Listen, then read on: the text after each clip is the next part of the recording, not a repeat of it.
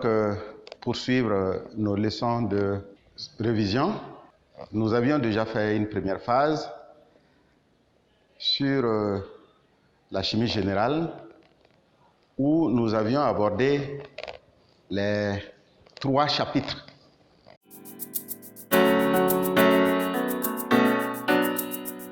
En récapitulatif alors, il s'agit de signaler surtout que pour ces chapitres-là, lors des calculs du pH, nous devrions aller à un seul chiffre après la virgule. Et pour les calculs des concentrations, alors aller à 2 chiffres après la virgule. Donc on pourrait écrire 2,3 par exemple, mais il est accepté que lorsque la valeur se termine par un 5, que l'on puisse donner la valeur du pH avec 2 chiffres, 2,25 par exemple. Pour les calculs des concentrations, il est hautement recommandé de faire le calcul avec 2 chiffres après la virgule. Ceci dit, nous allons attaquer maintenant le chapitre 4 du programme. Il s'agit de la classification des couples acide-base.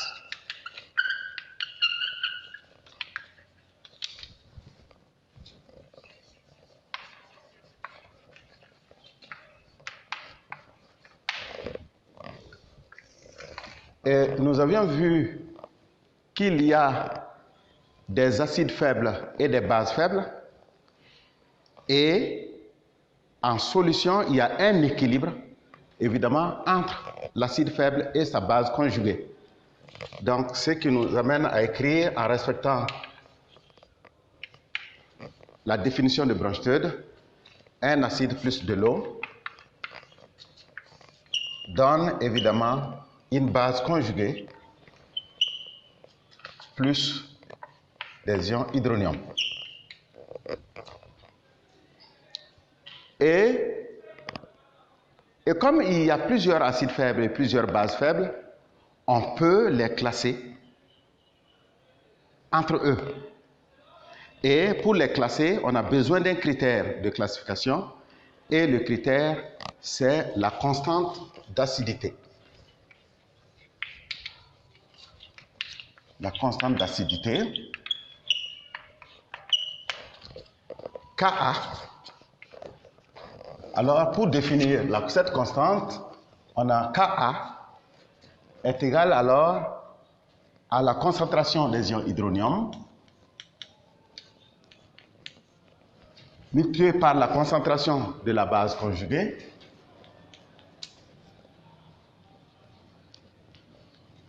sur la concentration de l'acide.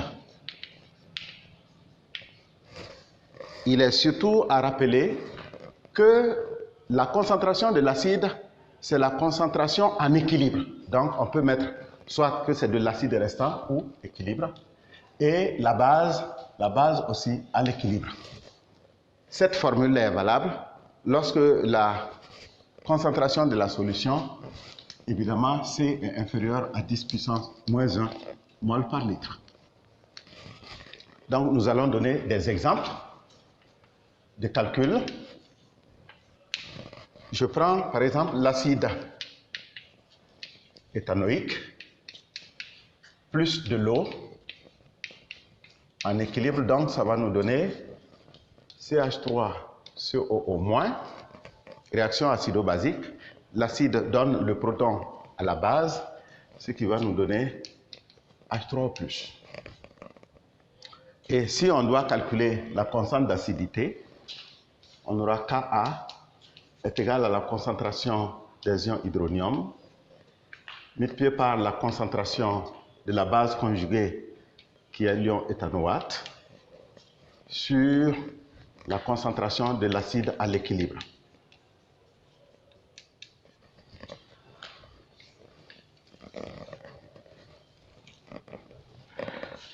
Et très souvent dans les exercices,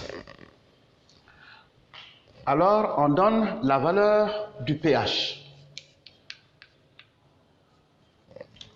On donne la valeur de la constante liée au Ka qui est la constante pKa. Et on demande à l'élève de trouver la concentration. C'est très fréquent.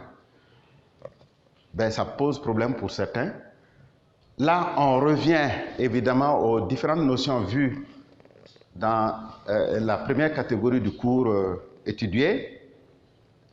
Alors, en ce moment, lorsque vous avez l'étude de la solution, il nous reviendra à partir de l'électroneutralité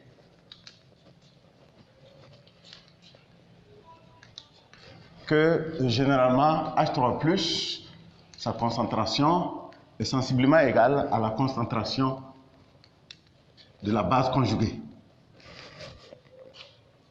Et à partir de la conservation de la matière, on aura la concentration C, qui est la concentration de l'acide. C'est égal à la concentration C moins la concentration des ions hydronium. Donc, à remplacer ça dans l'expression, on pourra éventuellement trouver Ka est égal à la concentration des ions hydronium au carré sur, évidemment, C moins la concentration des ions hydronium. Et or, on sait qu'on peut déterminer la concentration des ions hydronium à partir du pH. Et bien donc, on trouvera facilement la solution. Et un autre exemple, si vous voulez, en utilisant cette fois-ci une base, plus H2O, alors ici, dans la définition des couples acide-base, on sait que l'eau est une espèce amphoter. Donc, puisque l'ammoniac est une base, l'eau alors donne un proton, ça fait NH4+, plus OH-. C'est une base, certes, mais cette base-là peut être définie encore par une constante d'acidité.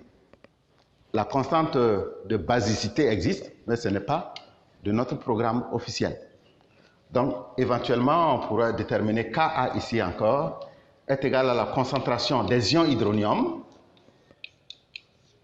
multiplié par la concentration de la base conjuguée, cette fois-ci c'est NH3 restant en équilibre, sur la concentration de l'acide formé. Et là aussi, on pourrait éventuellement faire la même chose. Donc, et on trouvera qu'à chaque fois, la concentration de l'acide équivaut à la concentration des ions OH- et éventuellement tirer les mêmes relations que là. Ensuite, maintenant, nous allons en second point comparer. Comparaison des couples acide-base.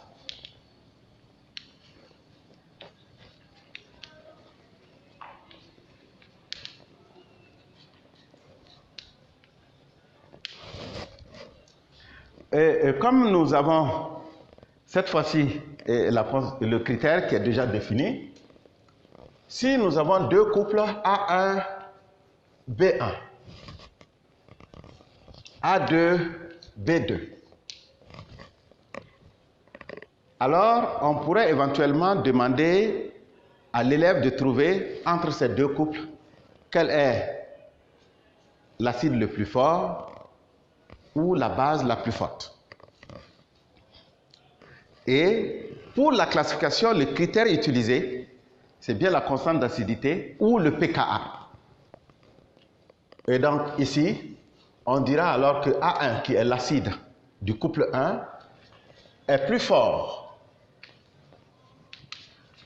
que A2, si et seulement si, évidemment, le Ka du premier couple que je vais appeler Ka1 est supérieur au couple Ka2, à la constante du couple du deuxième couple A2-B2.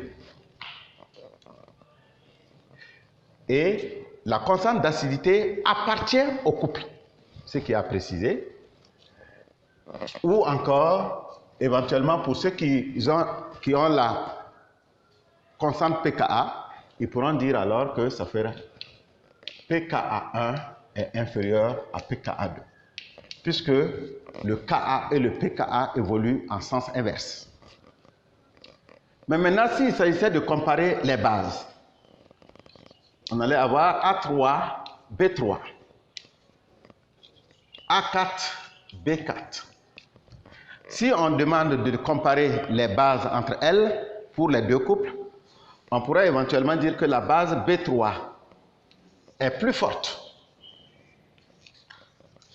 que la base B4 si et seulement si le pKa du couple 3 est supérieur au pKa du couple 4. Ou encore, le Ka3 est inférieur au Ka4. Donc, ça nous permet éventuellement de comparer les acides entre eux et les bases entre elles en utilisant évidemment la constante d'acidité. Et ensuite, nous pourrons éventuellement donner la définition des indicateurs colorés.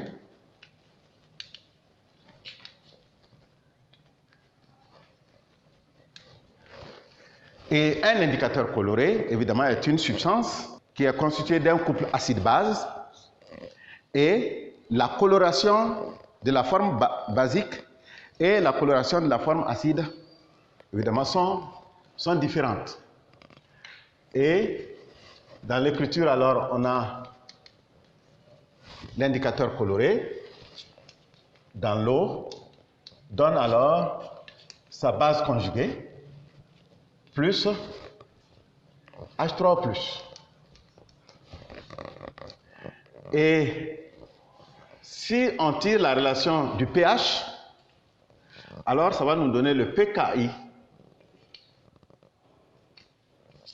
plus le logarithme de la concentration de la base sur la concentration de l'acide.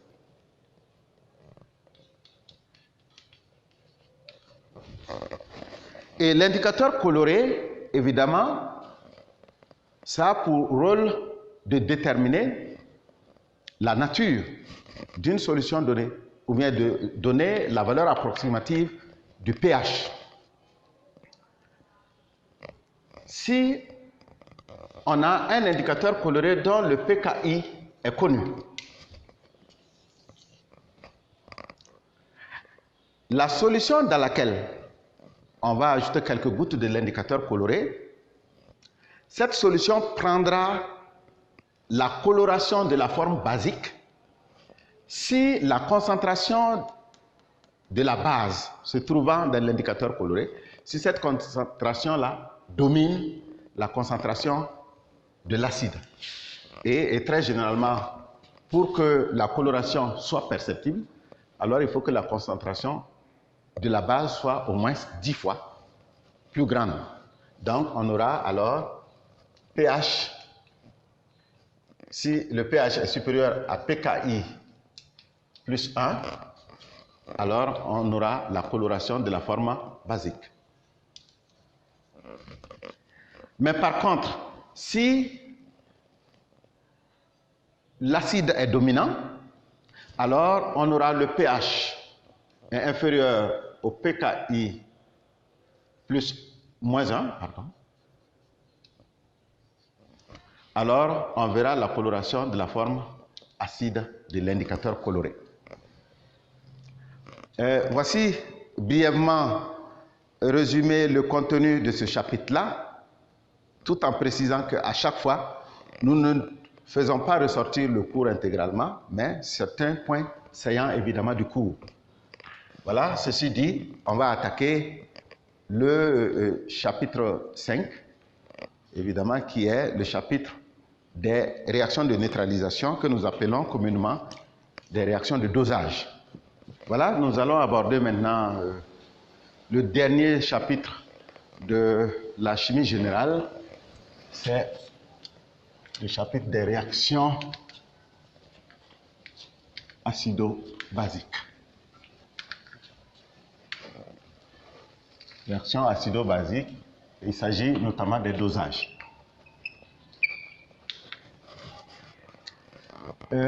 Ici, alors, l'essentiel,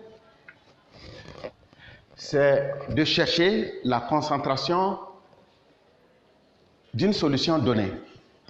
La solution de départ peut être une solution acide ou une solution basique.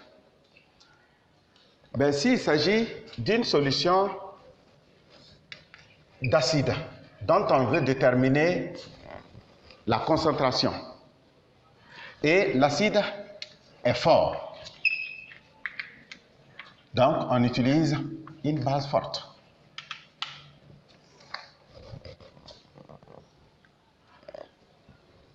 Et comme l'objet c'est de déterminer la concentration, on avait déjà la possibilité dans les calculs, parce que on mesure le pH et de l'expression pH égale à moins log de C, on déterminait tout de suite la concentration. Mais ici, le problème est expérimental. Donc, on effectue un dosage. Je prends le cas de l'acide chlorhydrique plus une base forte. J'utilise par exemple l'hydroxyde de sodium.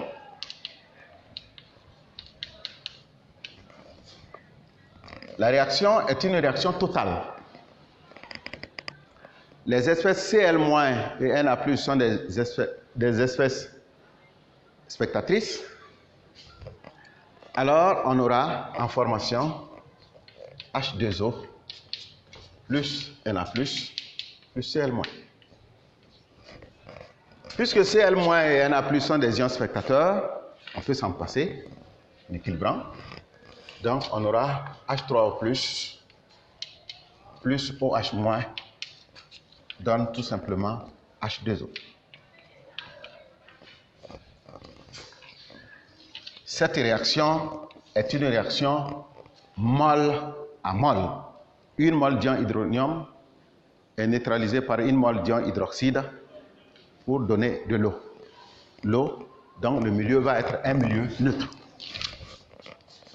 Et l'élève doit être à mesure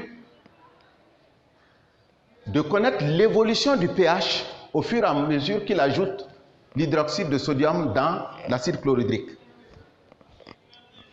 Et au cours du dosage, on peut tracer alors l'évolution, la courbe de l'évolution du pH en fonction de la base forte ajoutée. Donc, on prend le volume de la base. Et l'opération, évidemment, est purement expérimentale. Et puisqu'on a l'acide au départ, ça peut être dans un bécher. On a l'acide puisque c'est l'acide qu'il faut doser. On utilise une burette.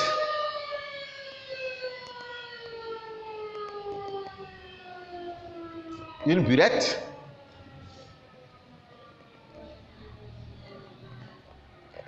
Et on met là la base forte et on laisse tomber goutte à goutte la base, et la concentration de la base est connue. Nous allons l'appeler Cb, et c'est la concentration de l'acide qu'il faut déterminer, Ca. Donc, et là, nous avons la solution titrante et la solution à titrer. Et puisque nous avons l'acide au départ, alors son pH est inférieur à 7 et la courbe peut commencer là.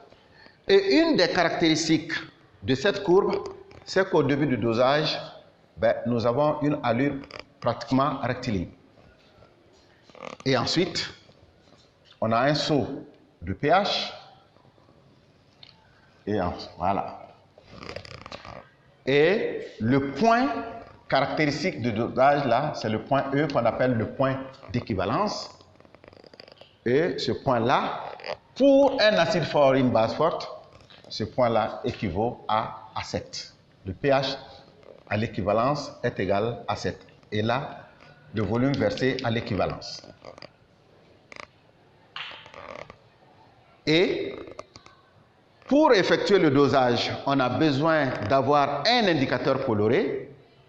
Le choix est tel que, alors, la valeur du pH à l'équivalence doit se retrouver dans la teinte sensible de l'indicateur. Teinte sensible de l'indicateur. Bon, donc, dans la partie indicateur coloré, l'élève va connaître la zone de virage ou la zone sensible de l'indicateur. Mais maintenant, si au lieu de faire un dosage acide fort, base forte, on faisait le contraire, dosage base forte, acide fort, nous avons la même équation et l'allure de la courbe doit être connue. Nous avons une base au départ, donc le pH est supérieur à 7. Et une des caractéristiques aussi, c'est qu'au départ, l'allure de la courbe est rectiligne, pratiquement. Et voilà. Le pH à l'équivalence, qui est un point important, équivaut à 7 aussi. Et là, on parlera de volume d'acide. Et au point d'équivalence, la quantité d'ion hydronium versé et la quantité d'ion hydroxyde versé s'équivalent. C'est les mêmes quantités. Donc, on dira alors à l'équivalence pour les deux. L'équivalence E. Le nombre de moles de l'acide est égal au nombre de moles de la base, ce qui nous ramène alors à CaVa. Parce que le volume de l'acide était bien choisi au départ expérimentalement et le volume de la base va être déterminé par lecture. Donc CbVb. Voilà. Et cette équation est valable et pour le dosage de l'acide fort et pour le dosage de la base forte. Mais maintenant, deuxième volet, il s'agit de réussir le dosage d'un acide faible et pour le faire, on utilise forcément une base forte.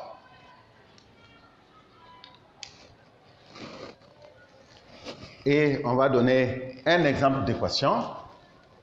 L'acide éthanoïque plus une base forte, Na plus OH-. La réaction est une réaction quasi totale. Donc, on obtient CH3, COO- plus Na plus de l'eau. Le proton donné par l'acide va avec le groupe OH- pour donner de l'eau. Et l'équation finale, ça fera CH3COOH plus OH- parce que l'ion Na+ est un ion spectateur. Donc, ce qui va nous donner CH3COO- plus alors H2O.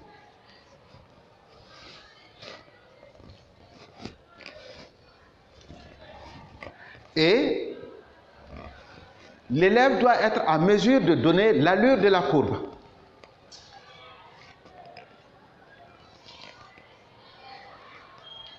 pH 0, volume de la base ajoutée.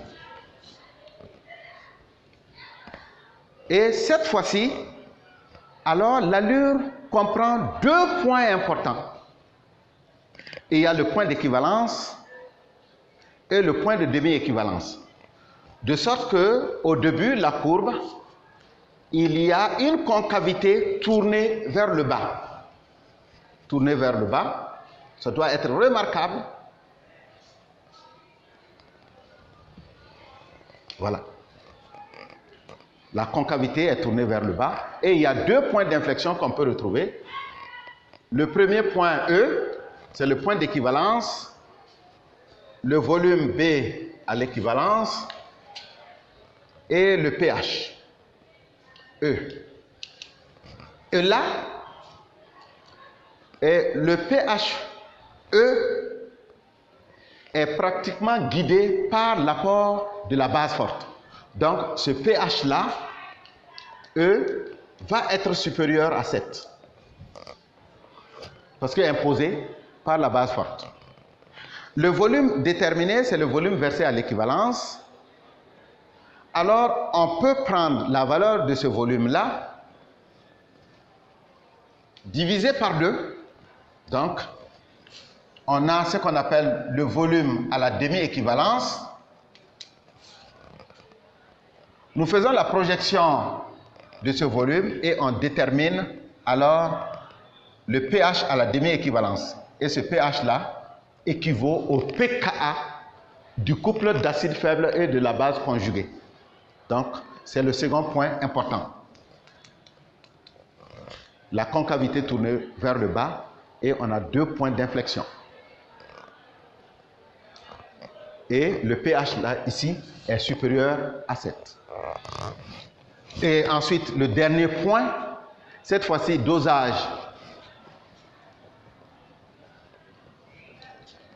d'une base faible. Ben, on utilise tout simplement un acide fort. Et dans la détermination de l'équation de la réaction, je peux utiliser par exemple le CH3, un acide fort H3O+, plus Cl-. La réaction est une réaction quasi totale. Nous avons NH4+, l'acide émet un proton capté par la base, plus alors H2O, plus Cl-. Et les ions Cl- sont des ions spectateurs, donc on aura NH3 plus H3O+, donne réaction quasi totale, NH4+, plus H2O. Et là aussi, l'élève doit être à mesure de reproduire l'allure de la courbe de dosage, qui est une évolution du pH en fonction du volume de l'acide ajouté. Et donc, puisque la base est faible, alors le pH, quoi que l'on dise, est supérieur à 7. Et cette fois-ci, au cours du dosage, la courbe est telle que la concavité, au départ, est tournée vers le haut. Donc, voilà. Et là aussi, on a 2 points d'inflexion. Nous avons un point, le point d'équivalence E, et le pH à l'équivalence. Et ici, le pH à l'équivalence est imposé par l'acide fort, donc le pH à l'équivalence est inférieur à 7. Et on prend le volume, la moitié du volume versé à l'équivalence, pour retrouver le pH à la demi-équivalence. Et ce pH-là correspond au pKa du couple acide faible et sa base conjuguée. Voilà donc, l'élève doit pouvoir faire évidemment la différence entre ces 4 coupes, ces 4 figures-là, ces 4 courbes de dosage. Et ici aussi, dans ces 2 cas-là, on peut toujours trouver le point d'équivalence. Là, le point d'équivalence est atteint lorsque la quantité d'ion hydroxyde versé équivaut à la quantité d'acide. Et là, l'équivalence est atteinte lorsque la quantité d'ion hydronium équivaut à la quantité de base. Et on trouvera toujours la fameuse équation CAVA est égal à CBVB. On pourrait faire un bon choix aussi de l'indicateur coloré. Et l'indicateur coloré dans chaque cas est choisi de sorte que le pH à l'équivalence se trouve dans la zone sensible de l'indicateur coloré. Donc, et maintenant, de ces études-là, on pourrait éventuellement trouver des situations ou bien des propriétés, des solutions que l'on obtient à la demi-équivalence. Ces solutions-là, que ce soit dans le cas du dosage d'une base faible ou du cas du dosage d'un acide faible, à la demi-équivalence, la solution obtenue est une solution tampon. Et cette solution tampon, évidemment, à chaque fois on aime donner ses propriétés. Le pH varie peu lorsqu'on fait une dilution modérée, et le pH varie peu aussi lorsque on ajoute un acide à quantité modérée. Donc, voici en gros notre apport pour aider évidemment nos élèves. Encore une fois de plus, nous ne faisons pas ressortir tout le contenu, mais d'une manière beaucoup plus explicite. Nous croyons que à travers cet exposé, ils pourront avoir leur compte. Encore courage aux élèves, et surtout, la bonne résolution d'un exercice dépend encore une fois de plus de la compréhension du cours. Courage. Merci bien.